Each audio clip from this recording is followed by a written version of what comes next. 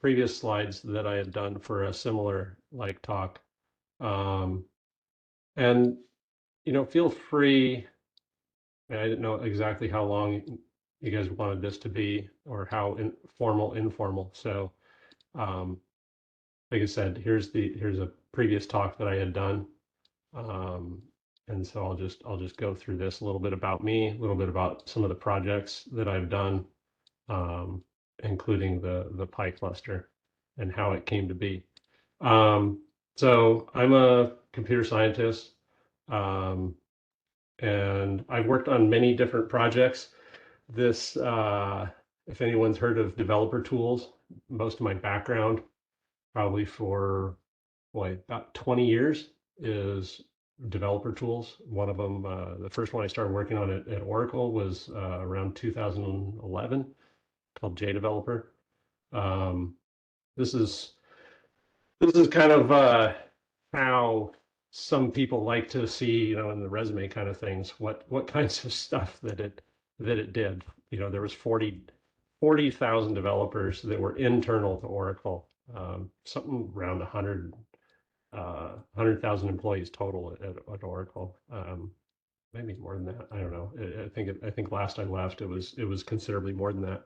So there was 40,000 internal developers that were using the developer tool, um, called JDeveloper, and there were other developer tools built on that, SQL Developer, that's still actually widely used today. Um, so like one of the things that I did was the splash screen.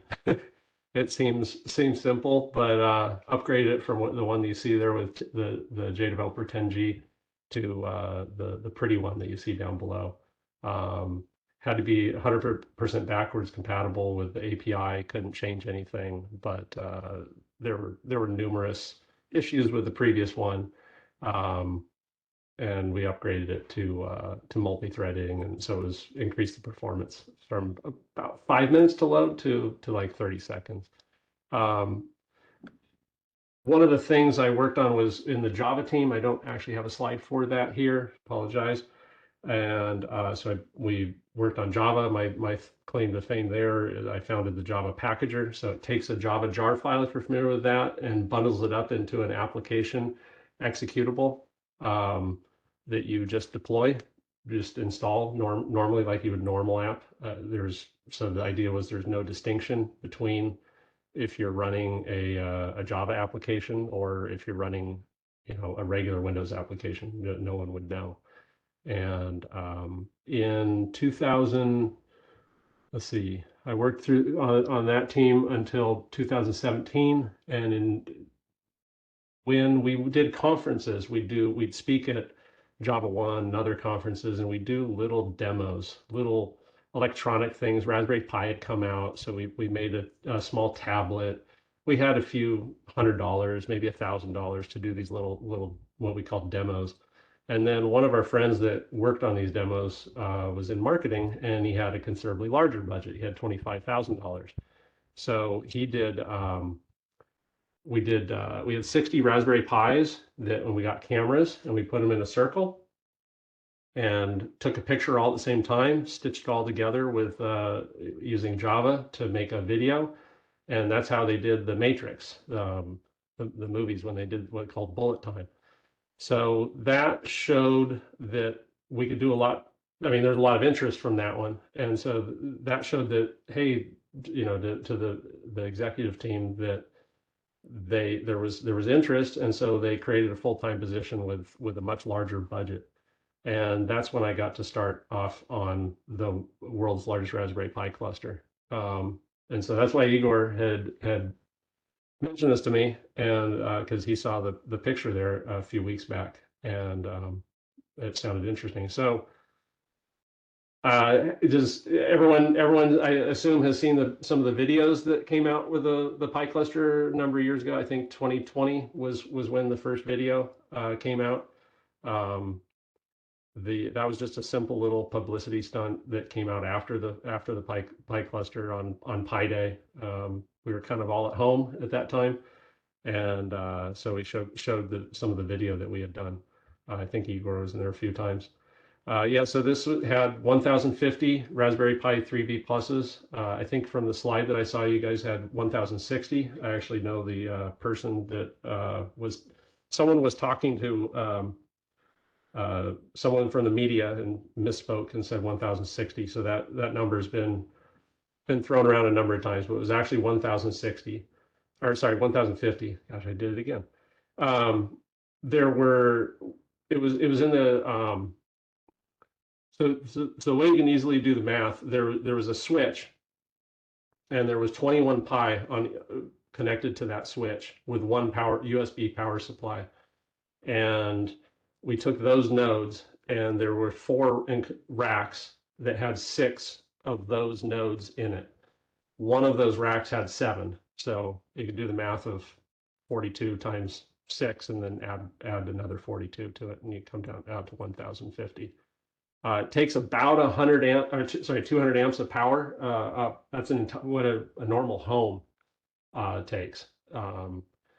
And uh, yeah, like I said, there's 26 switches and a whole bunch of other things. So the whole thing network booted off one server.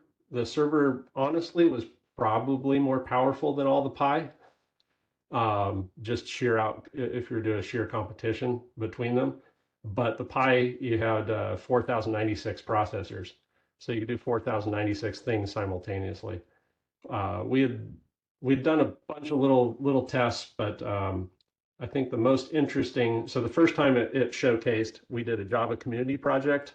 That was the software that ran on it.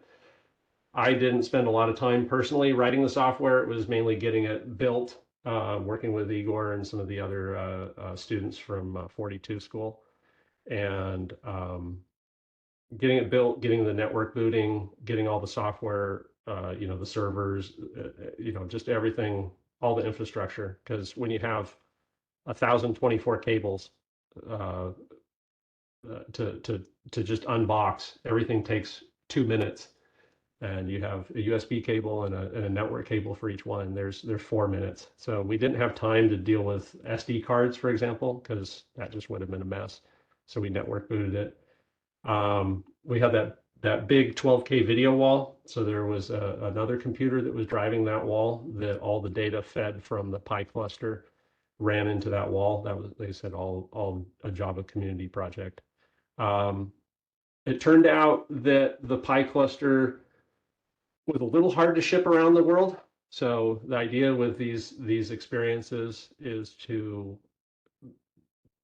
they would showcase at the main Oracle Open World conference, and then they would ship around the world to other open world conferences.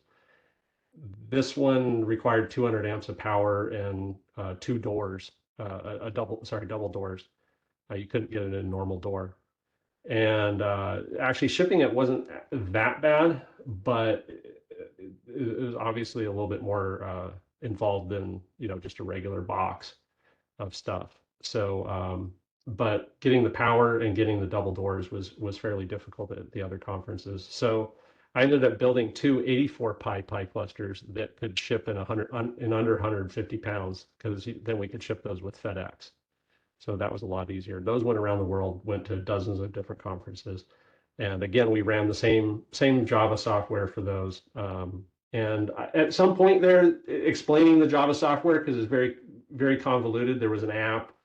I don't want to go into it. I just switched it to SETI at home because it was a whole lot easier. Um, so one of the biggest problems behind the Pi cluster was the cooling. So when it debuted at Open World 2019 in San Francisco, it overheated. If you look at this picture here, this is the server right in the middle, and that spanned. There's another set of racks on the other side that spanned the whole thing. So underneath, the air got caught so that right rack there on the bottom, it would always overheat. So we couldn't run that much, maybe about 5 to 10 minutes. On the left-hand side, the bottom one, it overheated because of the right one overheated, but it had more airflow. We had 7 fans that could each individually move the volume of air in about 2 minutes.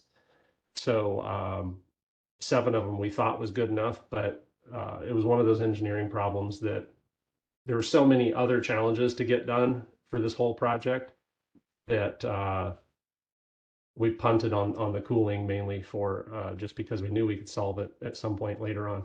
And something I didn't mention too is the this little all the pie are held together with one of these little brackets. There's these little caddies, and then they slip onto a piece of aluminum uh, to be mounted in with 21 pie in this in a just a standard rack. Um, so we were going to have this the Pi cluster in 2022 at the next main Oracle conference. The conference is rebranded from Open World to Cloud World, and the new one was in Las Vegas. And so the Pi cluster worked. It passed all the proof of concept and everything, but we wanted a new story to be able to run on it and be able to tell. So, but one of the problems is it had been in my lab, and my lab got closed down during 2020 on accident, and it went to e-waste.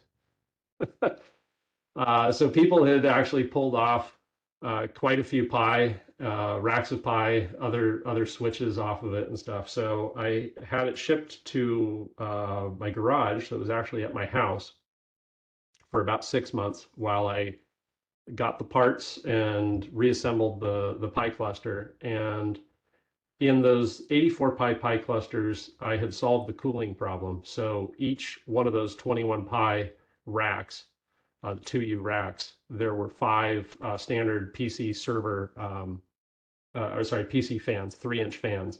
So there's 5 fans behind each one of those but behind each one of those 42 Pi or 21 Pi. So total of 250 fans. So we left the 7 fans that were inside and added 250 more fans. So I did that work by myself in the garage just because we couldn't, because of COVID and everything. And I took video of that and put that on. I offered it to Oracle, but they didn't want it, so I put it on my personal YouTube channel. So that stuff is out there if you want to watch me be silly. And so what we had is we decided to tie it in. I could have a little bit more time to focus on the software because the whole thing was built. So we tied it in with the cloud, the database, and I did involve the community. So the idea was, if you're familiar with GraalVM, probably aren't. It's a Java. Oracle has 2 Java virtual machines. One of them's just regular Java, and one of them's GraalVM. It's considerably faster. It has a few other features. It's polyglot. In other words, it can run multiple different languages, and they can interface with each other in the same VM. And it has this feature called native image. So it can compile down an application down into an executable that you can't discern if it was C++ or C or in this case, Java. Actually, I was using Python. So I used Graal Python. So each Pi ran at the conference the second time around in Las Vegas. It ran a REST server, and the control plane was running on the server, and each Pi reported back all its data to the autonomous database, so tied it in with the cloud and the database there.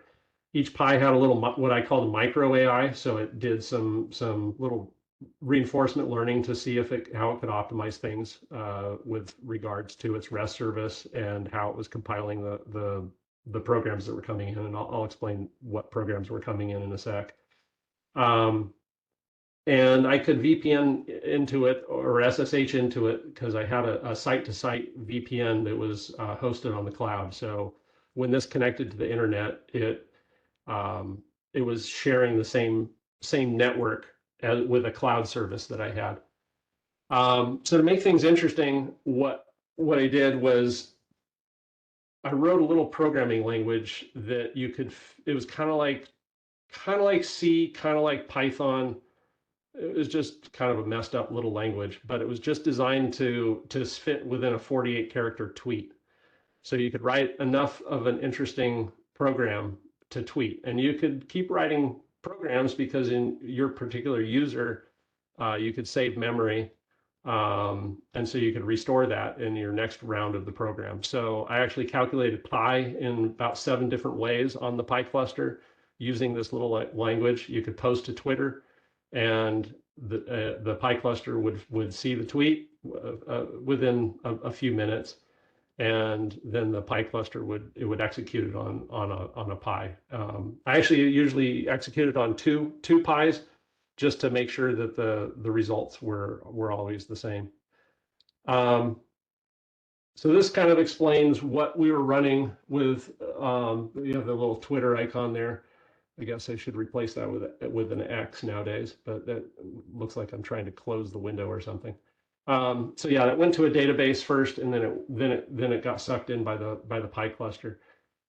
We also added real-time statistics, so you could see what each pi was doing. So we had a digital twin, we had an augmented reality app, and a virtual reality app, and we also showed it in a web browser. So the web browser just showed data statistics of what was going on the pi cluster and with the cloud service and what was coming in on Twitter. The virtual reality app, you could actually, as long as you were running the app that we had, you could at home, you could put the pi cluster as a digital twin in your own living room. So you could see live what was happening on the pi cluster if you were running a Quest 2. We have people doing that around the conference. And the augmented reality, we had iPads hooked up to the pi cluster, so you could see it augmented, and you could tap on a pi, and you could bring up an SSH terminal to that specific pi or see what was running, kill programs and whatnot. So that was kind of a lot of fun. Oh yeah, and the language that I designed, a DSL, domain specific language. So that was what I designed for Twitter, what we were running on there. So I called it Warble. And here's like some examples of what a warble could be. So just like I said, there's some parentheses there to try and separate blocks of code because there's no really good way to separate a block of code. There's just the basic loops and conditionals and variables and all that kind of stuff. There's a few built-in functions like here I have load, save, and print. And you could even play a sound, and I had because it's always good when you go that little mile extra. And so there was a big light on the top because the whole pi cluster was designed to be TARDIS. Like the largest Raspberry Pi cluster, it's just going to be a big box. But as you can see, it doesn't really quite look like a TARDIS, but copyright issues and all. But that was how our mock-up pictures were originally. But you can kind of see the light at the top up there. And so when someone would send a play sound, it would also light the light up. And then we had an amplifier and speakers that it would. So there's how you could play the Doctor Who sound for when the TARDIS shows up. One of the other projects that I got involved in, and I'll just jump around here a little bit, and then we can stop and take questions or whatever you guys want. It is Oracle Red Bull Racing.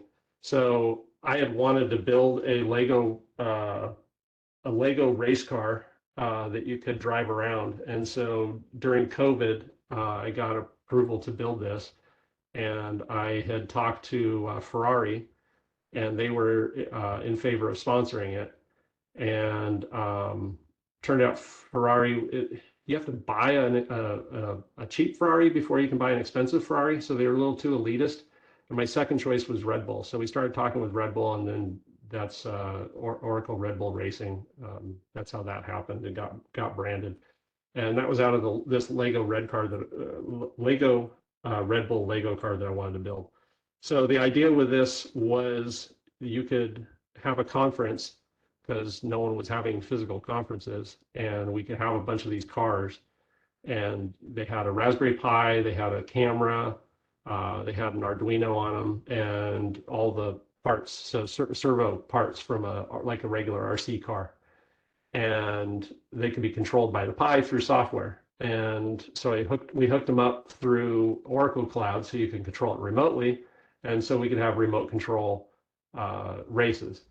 Um, we could also put AI on it. I had a little I use that term micro AI. I had a little micro AI to help you help prevent you from driving into walls because there's a little bit of latency. We got the latency down to about 30 to 60 milliseconds, depending on someone's connection. So um, that was pretty interesting. So that's what it looks like from the top. Oh yeah, there's all the parts that went into it, all the motors. The idea was to open source it. I think you can still download it, but the project got canceled eventually. Um, so yeah, there's how you could stream it over the and see the video and control it over the internet. So yeah, there's a quick slide deck. Sorry, I didn't make one specific for you guys. I didn't know what kind of questions you guys wanted to ask, but figure I'd leave it open for questions. Igor?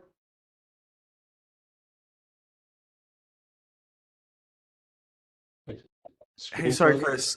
I think your screen is frozen. It's still stuck on the supercomputer slide. Oh, uh, I went way past the supercomputer slide. It's like the Warble, the DSL for the Pi Oh, cluster you're twist. on the warp. Okay, well, it got. Let's see here. Sorry, if you could just stop screening for a second and rescreen it. I All right. Okay, now uh, we see the Red Bull Racing. it's way behind. Yeah, I'm not. I don't even have. I closed that program just to.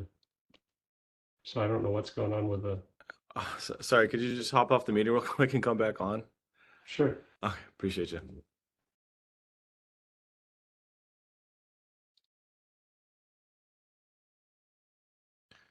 Welcome to technology.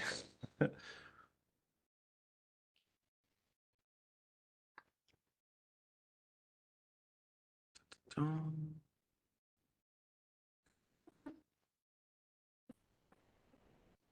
me share. Yeah, if you could just share the I last like 3 or 4 I go slides. through. I go through them really fast. Yeah, sorry about that. No, it's all good.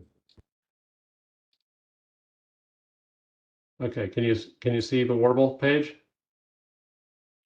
Yes, everything looks to be working normally now. Okay. Now you can see the Oracle Red Bull Racing.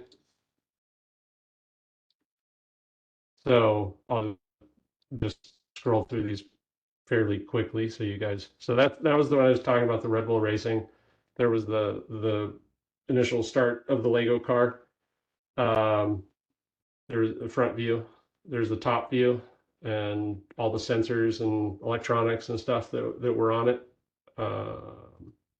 There was how it was the diagrams of how it was connecting to the internet and receiving packets and everything. And then I just went to questions. So Alrighty, thank you so much. I think we have a time for a couple. Oh yeah, let's give a round of applause for our guest, Chris Benson. I believe we have a couple minutes for questions. So who'd like to go first? I noticed.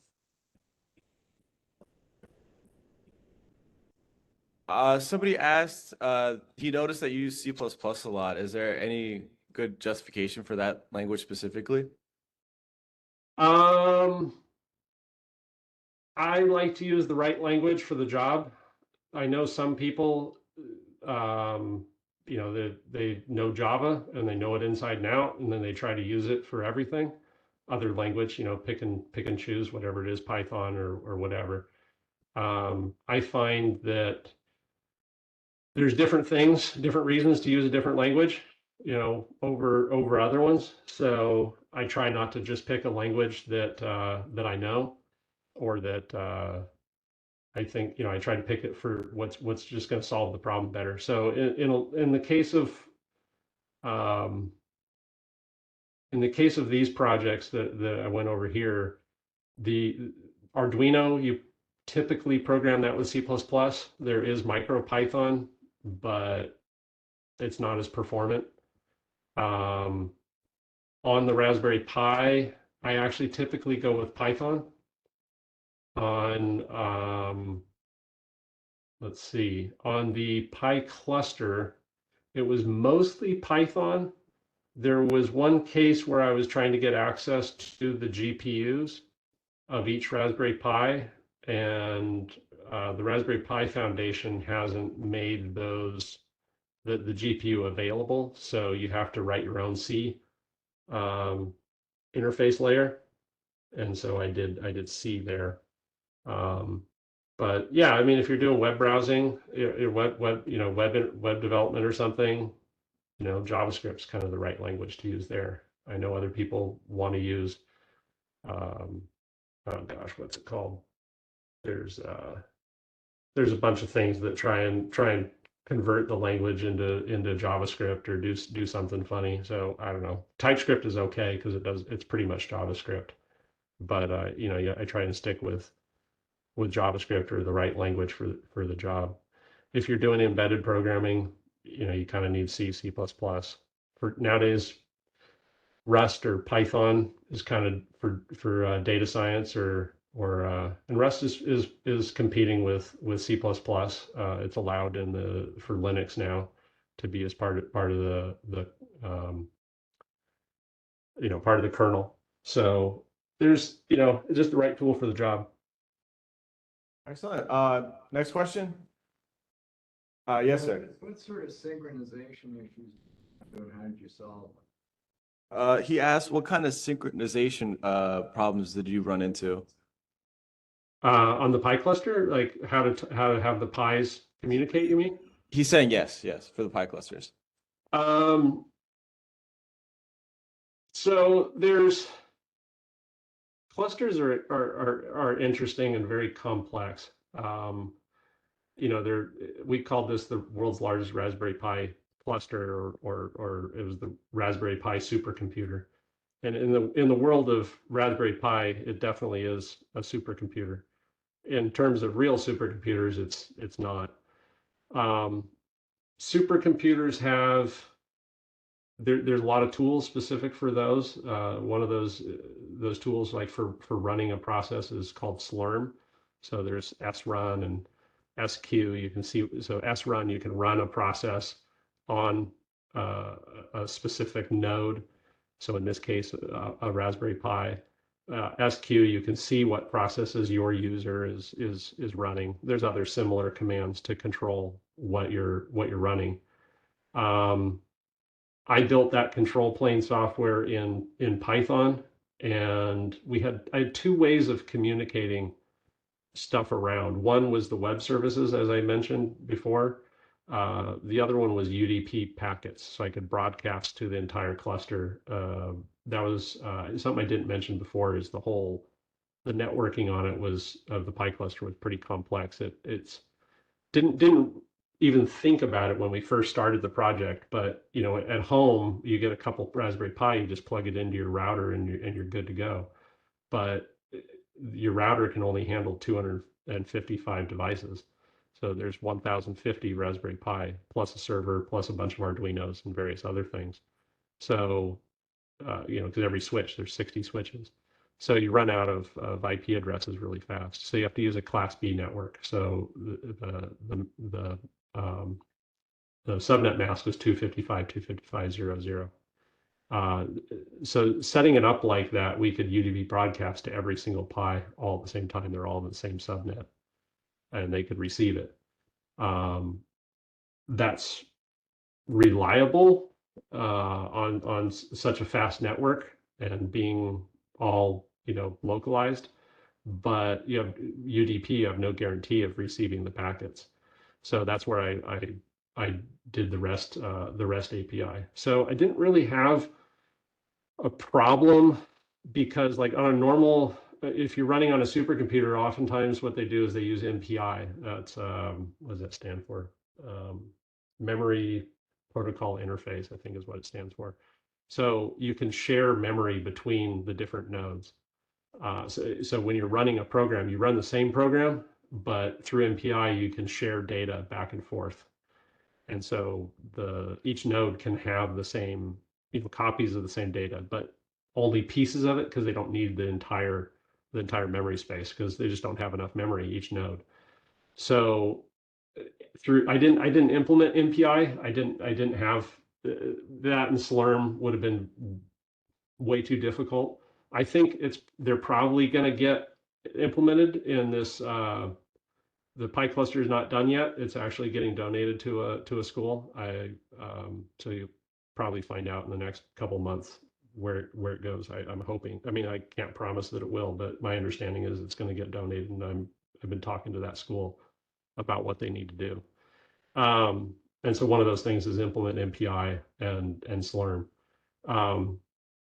So you can run a program on the cluster and have it share memory across all the nodes using MPI. But like I said, I didn't want to, it's very complicated.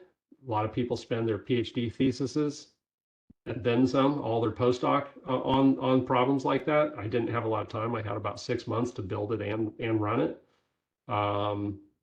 So what I treated it is more as a like a cloud computing. So you need a Pi, you can go get a Pi and you can execute something on it. So it's just really think of it as a service, not as one giant program running on the whole cluster, which anyone can do. It's just like I said, was more work than I had time for.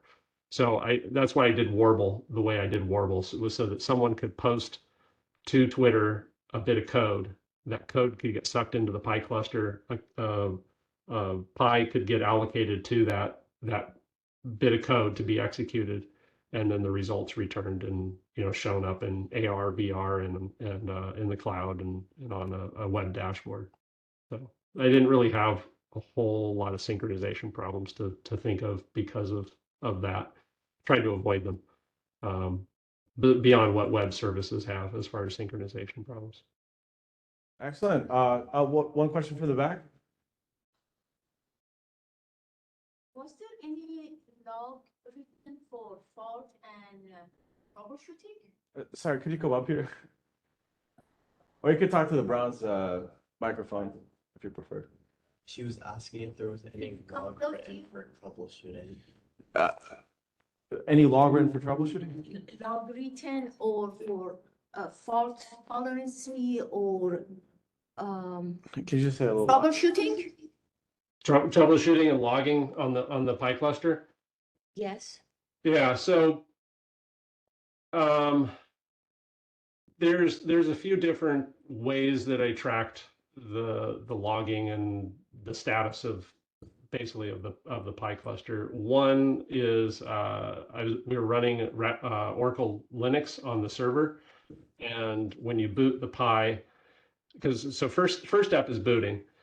You got to make sure that because each one was network booting, you got to make sure that it's up and running and then registers itself to be available as a Pi to the whole cluster. And so part of that process is network booting. And network booting on a Raspberry Pi 3, there were some bugs in the firmware. So it's running a DHCP server, but each Pi is statically, because of this bug in Raspberry Pi, is statically has a static IP address, but hard coded into the DHCP d.config. So there's the DHCP D logs that you could look at to make sure that the Pi was actually booted and running as you expected it. Once it was running, it would register itself with the server and the controller, the control plane software. And so yeah, I had log files. That was just one log file that just kept getting information each time there were different statistics from the Pi going back and forth or whatever. And then I also could ask each Pi what their status was. But that was also partially why I did the augmented reality with the iPad. So at a glance, I could see what was happening with the Pis. So if a Pi didn't boot, it would show up red. If it was running, it was green. A lot easier when you can go visually to detect it. And then you could just tap on it and find out the IP address, and then you could go, inspect that Pi specifically. Because otherwise, you just have this whole rack of Pis, and you have no idea which one's, which one's working, which one's not. So the most we ever booted, we had 1,050 Pi, and you have to boot it up in a sequence, because even if you ask for 200 amps of power, when you turn something on, it spikes. So if you turned all of them on at the same time, it would spike well over 200 amps. It would probably spike to around 350, 400. So I have to turn them on 42 Pi at a time. So first is get all the switches running, make sure the whole network is running, then just turn on 42 Pi at a time, make sure as many of those were booted up as possible, because then I could isolate it. And once we got it all running, we didn't shut it down for, until the whole entire conference was over. So the most we had was 1,012 Pi running. Never got all 1,050. It turns out there's a problem with Raspberry Pi. They recycle MAC addresses after 1,000. So we have a couple that have the same MAC addresses. It's a weird problem to have. Good question about the logging. It's definitely something that you have to do. If you don't think of it, then at these different stages of setting, booting the thing up and getting it ready to run, you might run into problems, and actually you do. Thank you very much. I think we're running up on time. Does anybody have one last question? Yes. Can I ask another question? After him, and then we gotta go. Mr. Benson, thank you for your time. I know you talked about using AI a bit. So my question is, what was your experience with that? Are there any benefits you noticed or drawbacks from using AI with your project? Yeah, I mean, AI is all the talk in the news. You guys are probably thinking about studying it, right? We all study it, right? I'll study it right now, yeah. So it's time consuming.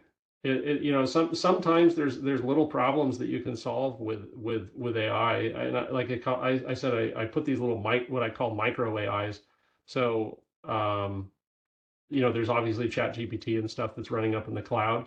Big AIs, large language models, require supercomputers. I think Microsoft has the world's third largest supercomputer running just for OpenAI and all that stuff. High performance computing is definitely a big thing, and you need that for AI. But I find also on the other side of it, running small AIs, something that runs on your phone or Raspberry Pi, just as interesting, if not more interesting, because once you can commoditize it, then you can do a lot more things with it. So I had two different AI things. I was running OpenCV and a bunch of different other various things to SLAM, if you're familiar with that, on the Lego car. And on the Raspberry Pi cluster, I was monitoring with a little AI to try and optimize. It was just, I could have done it with a min-max algorithm, but I was just trying to optimize for the performance on when I was compiling the Warble executables. So yeah, it was very interesting. Would I do it again? Yeah, I'm doing a lot more AI nowadays. Okay, one quick question. How did you go about funding? And if you had to pay out of pocket, how much would that be? Yes. Funding was because I had a very large budget, being in Oracle marketing. The hardest part was getting the different VPs to approve it. It's a complicated approval process. I won't bore you with, but suffice to say that you notice that I had different Oracle products on there, like Oracle Linux. If I didn't install Oracle Linux on the Pi cluster, then the person running Oracle Linux could have killed the project. I did originally have Ubuntu and Raspbian. That was my original prototype. But like for instance, the Wim, he's the Oracle Linux VP.